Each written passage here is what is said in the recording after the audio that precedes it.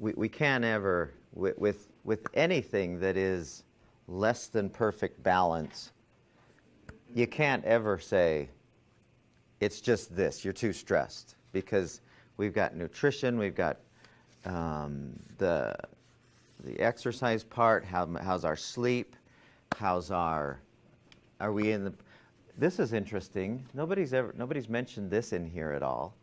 There was a guy who came, one of my son's friends came and visited our house one day last summer, and he was just struggling with all kinds of stuff.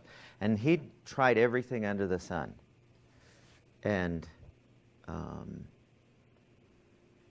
he was describing his environment that he grew up in, and I said, you thought that it might be mold?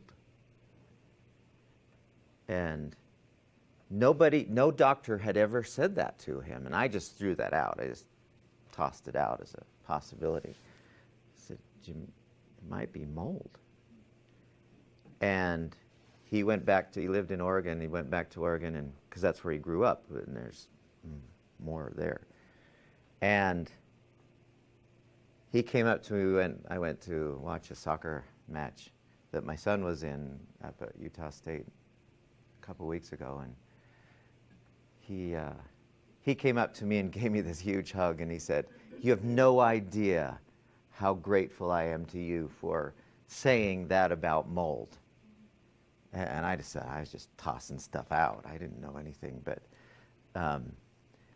he said, that is the thing, and I'm finally getting better by doing this that helps deal with mold infections. And he was just, and so there's just so many variables to play with. We kind of hit the main ones hoping that that kind of balances out, but there's going to be other stuff. There's, you know, nutritionally, there's all kinds of environmental things that we can't discount.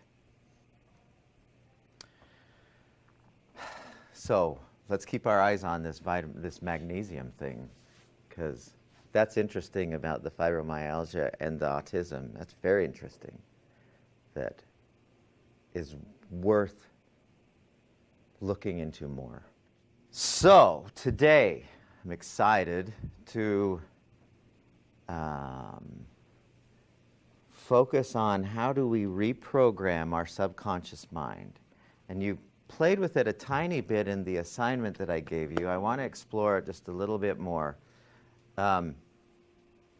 Remember, what we're trying to do to reprogram the subconscious mind is become the hypnotist, giving suggestions to the subconscious mind that the subconscious mind accepts as fact, so that it creates that reality for you.